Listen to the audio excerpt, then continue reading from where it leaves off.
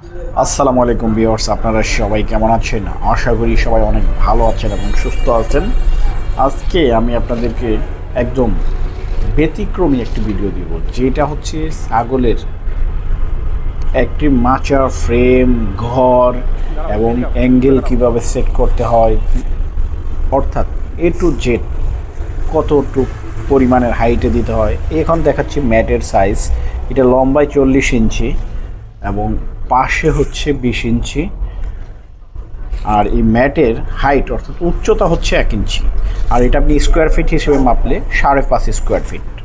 আপনারা খেয়াল করলে দেখবেন যে ম্যাটের পিছনের যে অংশটা, এটা দেখেন বাটামগুলো একদম সারি সারি, কোনো গ্যাপ নেই। এইটা হওয়াতে এটা অনেক হ্যাভি এবং অনেক মজবুত। আর এই ম্যাটের দেখেন এক টিপ সমান ছিদ্রটা, এই ছিদ্র দিয়ে ছাগল, ভেড়া, হাঁস মুরগির পা কখনোই ডুববে না। এখন আমি আপনাদেরকে যে ফ্রেমটি করবেন, আপনারা এই ফ্রেমের অ্যাঙ্গেলগুলো কিভাবে সেট করবেন এবং অ্যাঙ্গেলের সাইজটা জানবো। দেখেন এইভাবে হচ্ছে একদম অ্যাঙ্গেলের মাঝখান থেকে অ্যাঙ্গেলের মাঝখানে 20 ইঞ্চি, যাতে দুই পাশের ম্যাটগুলো এই অ্যাঙ্গেলের সাপোর্টটা পায়, এই হিসেবে অ্যাঙ্গেলটা দিবেন। আর লম্বি দেখেন এক পাশের অ্যাঙ্গেল থেকে আরেক পাশের অ্যাঙ্গেলের শেষ পর্যন্ত 40 ইঞ্চি। কারণ এই মাপটা যদি আপনারা ফলো করেন তাহলে আপনাদের মেজারমেন্ট মাচার ভুল হবার কথা নয়। আর দেখেন ওই ম্যাটগুলো যখন আপনি বসাবেন, এটার জয়েন্টের নিচে অ্যাঙ্গেল কিন্তু আছেই, তারপরে ম্যাটের মাঝখানে একটা 1 ইঞ্চি একটা অ্যাঙ্গেল আছে, যাতে মাঝখানে 2-3 বছর পরে পাড়া দিলেও ম্যাট না নিচ দিক দেবে যায় এবং না ফেটে যায়। এই ধরনের হেভি করে করলে খরচ একটু বেশি আসবে, কিন্তু আপনার মাচাটা আপনি দীর্ঘমেয়াদে ব্যবহার করতে পারবেন। আর দেখেন অ্যাঙ্গেলটা আমি আপনাদের দেখাই।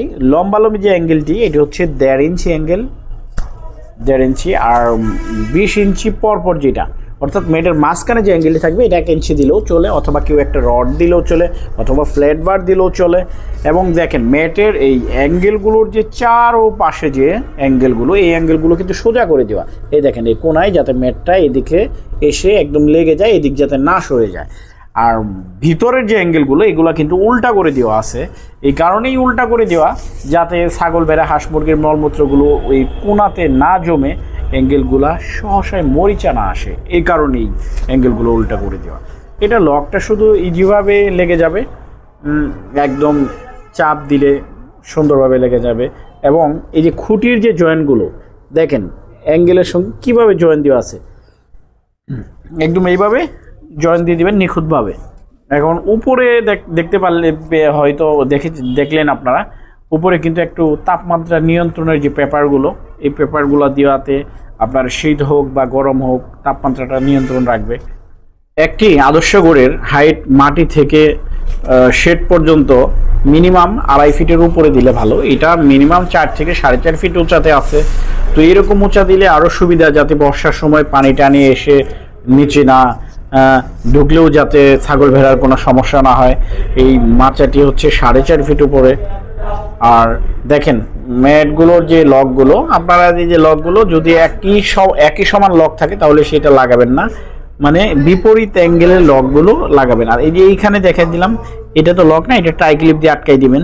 তাহলে হচ্ছে যতদিন পরে হোক ম্যাটগুলো উপর দিক ভেসে উঠে যাবে না।